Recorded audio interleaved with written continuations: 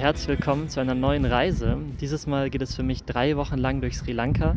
Ich bin hier gerade in der Hauptstadt Colombo und habe richtig Bock, wieder alles mit der Kamera zu begleiten und einfach eine gute Zeit zu haben.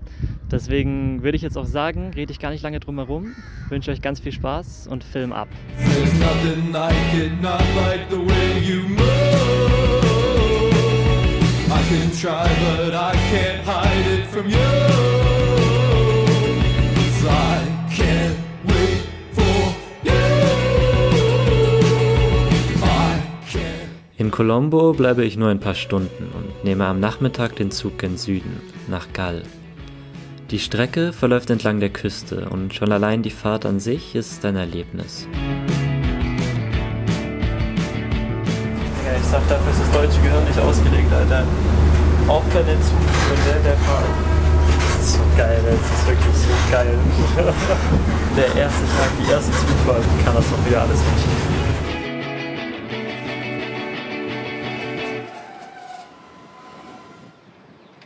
Nur etwa 2 Stunden von Colombo entfernt liegt Galle, die Hauptstadt der Südprovinz Sri Lankas.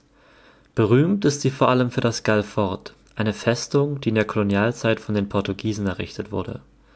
Auf knapp 3 Kilometern Länge umschließt eine Wallanlage mit insgesamt 14 Bastionen das aus Granitstein und Korallen gebaute Galle Fort und die Altstadt. Die Anlage ist eine der am besten erhaltenen europäischen Festungen in Südasien und gehört heute zum UNESCO-Weltkulturerbe.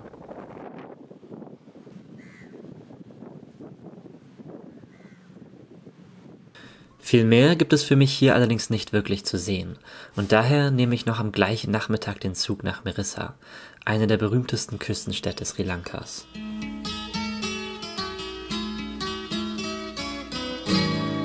All the leaves are brown, and the sky is gray. I've been for a while on a winter's day. I'd be safe and warm if I was in LA. California, California. So, ich bin jetzt hier beim Parrot Rock, heißt der. Ich musste hier gerade einmal ein bisschen durchs Wasser warten, aber hat zum Glück alles geklappt. Ich hatte ein bisschen Angst, weil wenn ich hier mit meinem Rucksack und der Kamera abschmiere, dann ja, nicht so gut. Down on my knees, and I pretend to pray. You know the preacher like to call. He knows I'm gonna stay. So, ich bin jetzt hier gerade am Coconut Tree Hill, oder kurz davor. Das ist so einer der bekanntesten Sonnenuntergangsspots hier in Mirissa. Ja, es ist jetzt noch ein bisschen hin bis zum Sonnenuntergang und ja, es ist halt auch jetzt schon brechend voll da oben. Also ich meine, klar, es ist halt einer der bekanntesten Spots, so natürlich werden da viele Leute sein, aber ich glaube, es ist trotzdem ganz cool, das einmal mitzunehmen.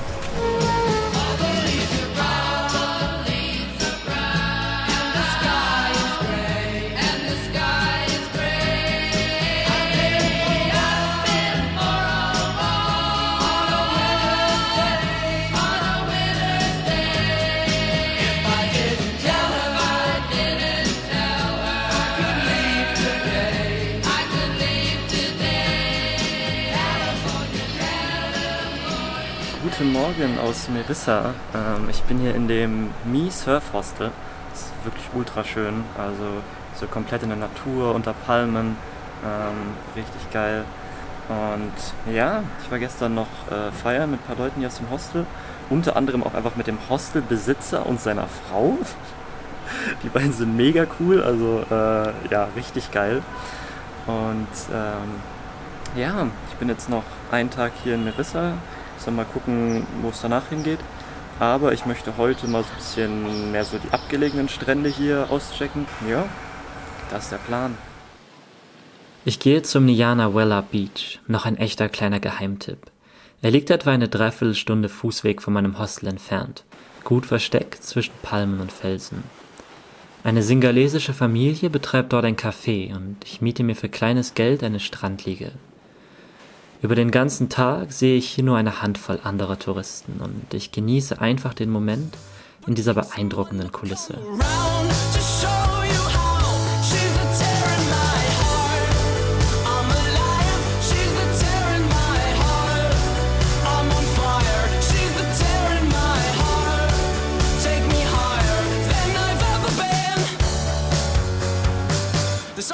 Merissa hat mir mit seiner perfekten Mischung aus lebendigem Treiben und wunderschöner Natur wirklich extrem gut gefallen. Nun aber fahre ich weiter nach Weligama. Die beiden Städte liegen nicht weit auseinander und schon nach 15 Minuten erreiche ich mein Ziel. Weligama bedeutet wörtlich übersetzt so etwas wie Sanddorf und die Stadt hat sich über die Zeit von einem einfachen Fischerdorf zu einer Touristenhochburg entwickelt.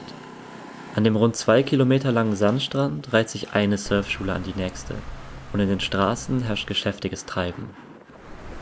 Ich bin jetzt hier in Weligama angekommen und ja, Weligama ist vor allem dafür bekannt, dass man hier sehr gut Surfkurse für Anfänger machen kann, weil der Strand hier halt sehr lang und flach ist und die Wellen auch nicht so hoch sind. Das habe ich jetzt auch so die nächsten Tage vor. Also ich habe jetzt 2 Nächte hier gebucht, möchte jetzt hier vor allem ein paar Surfstunden nehmen. If everybody had an ocean across the USA, then everybody'd be surfing like California. You'd see them wearing their baggies, Warachi sandals too, a bushy blonde hair, surfing USA. Ist das krass? Oder ist das krass? You'll catch them surfing at the Ventura County line, Santa Cruz and Australia, Caribbean, all over Manhattan, and down Doheny Way. Everybody's got surfing USA. We'll all be planning. Ich hatte gerade meine letzte Surfstunde hier in Weligama. Ich habe 4 Stunden genommen und heute bin ich auch das erste Mal dann so mäßig richtig alleine gesurft, weil davor hat einen der Instructor dann halt öfter noch so in die Welle geschoben und dann musste man nicht selber entscheiden, welche Welle man nimmt. Aber ja, es hat ultra Spaß gemacht. Also ich kann es wirklich nur empfehlen, hier in Weligama surfen zu gehen. Für mich geht es jetzt weiter nach Hiritekia, also weiter die Küste entlang. Surfing USA. Anchorage and Swan, Pacific Palisades, San Onofre and Sun, Redondo Beach and LA, all over La Jolla, at Waimea Bay. Everybody's gone surfing USA. Eigentlich heißt der Ort, in dem ich mich nun befinde, Dikwella. Hiriketia ist nur der Name des Strandes, aber da dieser in den letzten Jahren an so großer Popularität gewonnen hat, wird der Name von vielen inzwischen als Synonym für die ganze Stadt verwendet. Aufgrund der besonderen Form der Bucht und der Strömung gibt es hier das ganze Jahr lang gute Wellen zum Surfen. Eine Besonderheit, da dies in den meisten anderen Stränden nur saisonal möglich ist. Früher war dieser Ort wohl ein absoluter Geheimtipp. Heute ist es der wahrscheinlich bekannteste Strand Sri Lankas.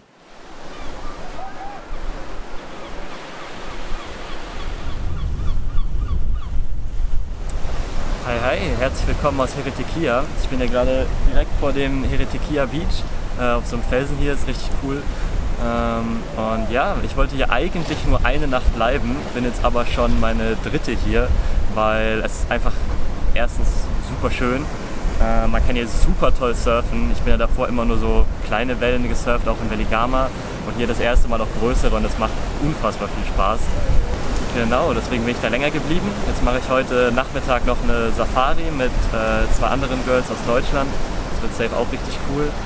Und ja, genau. Also es ist immer so ein bisschen lustig, wenn man irgendwie plant, ja, okay, hier nur eine Nacht, nur mal kurz anschauen. Und dann bleibt man irgendwie doch länger, weil es einem gefällt. Aber ja, das ist ja auch das Schöne, dass man einfach so diese Freiheit hat. Am Nachmittag fahren wir dann in den Bundala National Park, mit dem Auto gute 1,5 Stunden entfernt. Der Park wurde 1990 als erstes Gebiet Sri Lankas international geschützt und im Jahr 2005 von der UNESCO zum Biosphärenreservat erklärt. Im Gegensatz zum dichten Dschungel im Inland besteht Bundala vor allem aus mehreren großen Brackwasserlagunen, Sanddünen und dornigem Gestrüpp, was ihn zu einem Paradies für die verschiedensten Vogelarten macht. Wir fahren mit dem Jeep durch den bis auf ein anderes Auto menschenleeren Park. Zu sehen gibt es Schildkröten, Wasserbüffel und jede Menge Affen. Hier zu sehen sind die indischen Languren, die als heilige Tiere in Sri Lanka besonderen Schutz genießen. Als wir dann nach etwa einer halben Stunde bei einer der Lagunen halten, bekommen wir tatsächlich auch Krokodile zu Gesicht. Für mich das absolute Highlight. Hier zu sehen ist das relativ kleine Magger-Krokodil. Tatsächlich gibt es in dem Park mit dem Salzwasserkrokodil aber auch die größte Panzerechse der Welt. In Bundalla gibt es auch eine kleine Population von Elefanten, nur etwa 20 Stück, und doch bekommen wir mit etwas Glück einen zu Gesicht. In der Realität wirken sie noch deutlich größer als auf Fotos oder Videos. Ein wahrlich majestätischer Anblick. Für insgesamt 45 € inklusive Transfer vom und zum Hostel hat sich dieser Ausflug wirklich gelohnt, gerade weil Bundalla noch deutlich weniger touristisch als andere Nationalparks ist. Nun verlasse ich die Küste und mache mich auf ins Inland. Die Fahrt gestaltet sich etwas komplizierter als erwartet, da ich mehrmals umsteigen muss und Probleme habe, den richtigen Bus zu finden. Aber nach einer kurzen Tuk-Tuk-Fahrt und 3 Bussen später nähere ich mich endlich meinem Ziel. Der kleinen Stadt Ella, hoch in den Bergen Sri Lankas. Ich bin jetzt gerade hier in Ella angekommen. Alter, was ist das bitte für eine Aussicht von dem Hostel hier? Das erinnert mich irgendwie so auf den ersten Blick so ein bisschen an Vietnam hier. So die Fahrt hier hoch, so alles ein bisschen nebelig, durch die Berge. Richtig cool. So, guten Morgen. Wir haben es jetzt kurz nach 7. Ich mache mich jetzt auf den Weg zum Little Adams Peak. Das ist hier so eine kleine Wanderung. Eigentlich besonders gut für den Sonnenaufgang. Den habe ich leider ein bisschen verpennt. Aber ich glaube, es wird trotzdem schön.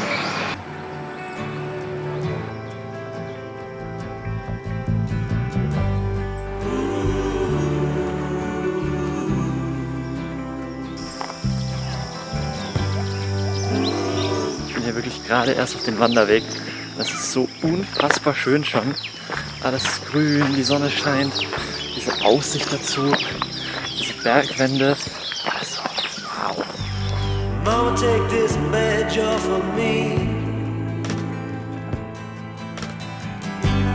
I can't use it anymore. It's getting dark, too dark to see. I feel I'm knocking on heaven's door. Knock, knock, knocking on heaven's door.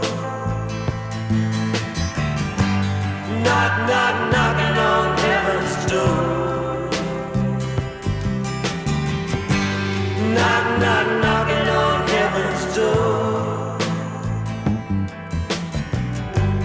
Knock, knock, knock. Die wahrscheinlich bekannteste Attraktion Ellas ist die Nine Arches Bridge, nur etwa 20 Gehminuten vom Zentrum entfernt. In der Kolonialzeit errichtet, gilt sie bis heute als ingenieurstechnisches Meisterwerk, da beim Bau komplett auf unterstützende Stahlträger verzichtet wurde und die Brücke rein aus Zement und Steinblöcken besteht. Der Legende nach wurde der vorgesehene Stahl im Ersten Weltkrieg benötigt, wodurch die Ingenieure auf lokale Materialien zurückgreifen mussten. Ursprünglich vor allem für den Teetransport aus dem Hochland nach Colombo erbaut, ist die Zugüberfahrt heutzutage vor allem ein Highlight für Touristen. Knock, knock, knocking on heaven's door. Knock, knock, knocking on heaven's door. Knock, knock, knocking on heaven's door.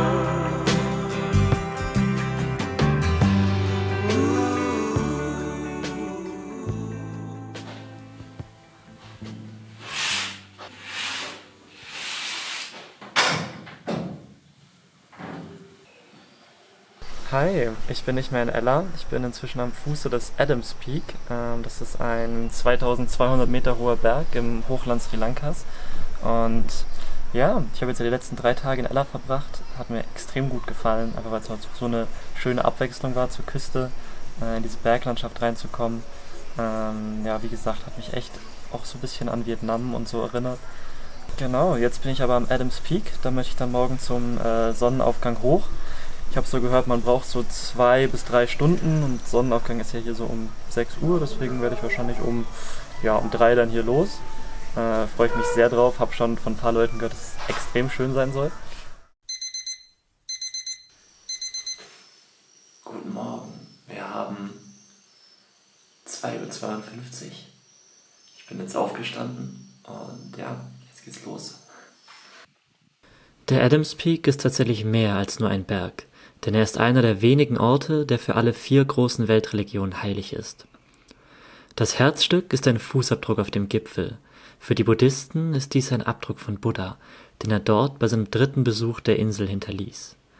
Aufgrund dieser heiligen Stätte hat der Berg für die Singalesen eine ganz besondere Bedeutung und es ist wichtig, ihn mindestens einmal im Leben zu erklimmen.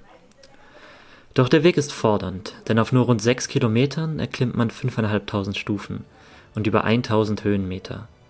Gerade deshalb bin ich beeindruckt, wie viele, zu Teilen sehr alte Menschen sich dieser Herausforderung stellen. Nach etwa 2,5 Stunden ist es dann geschafft und die Aussicht auf dem Gipfel sollte die Strapazen schnell vergessen lassen.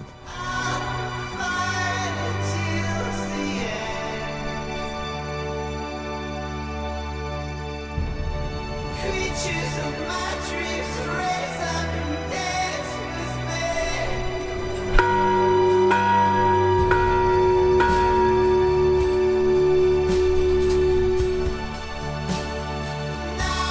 forever,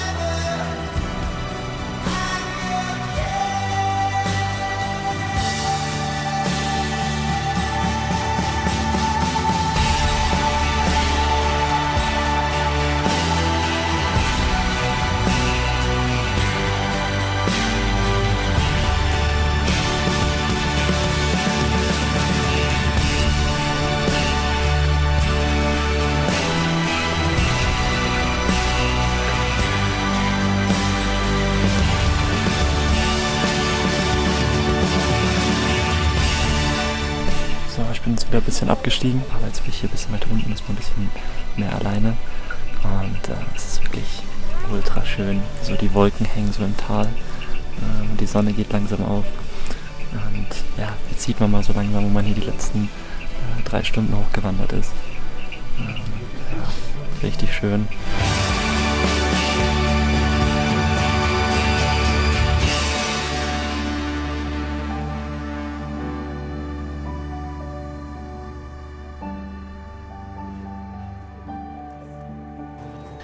Nach diesem Highlight lasse ich das Hochland Sri Lankas hinter mir und es geht weiter in den Norden, zum tatsächlich schon letzten Ziel meiner Reise, nach Sigiriya.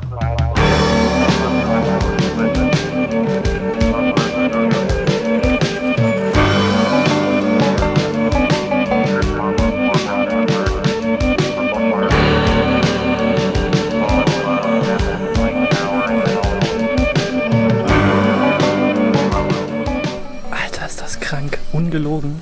Vor einer halben Stunde meinte der Hostelsitzer noch zu mir, dass man hier nachts nicht raus darf, weil hier halt überall Elefanten sind und das zu gefährlich ist.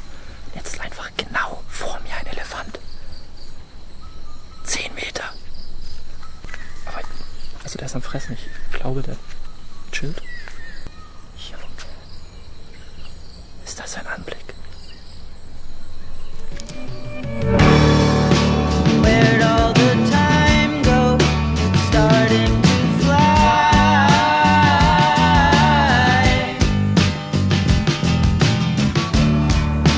See how the hands go, waving goodbye.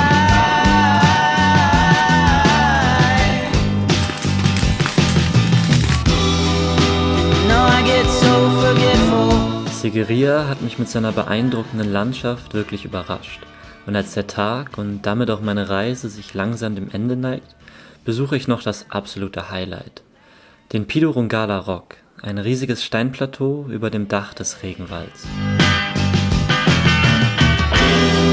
There ain't no way to sweep up the mess that we've made. Ich habe das Gefühl, dass auf Reisen außergewöhnliche Dinge und Erlebnisse schnell zur Normalität werden und man vieles nicht mehr wirklich wertschätzen kann, weil man sich daran gewöhnt, dass alles besonders ist. Und trotzdem hat mich dieser letzte Abend noch einmal wirklich berührt und mir wieder einmal gezeigt, wie unfassbar privilegiert ich bin, all das erleben zu dürfen. On the go, way too fast and way too slow. She'll turn to stone in hospitals and funeral homes.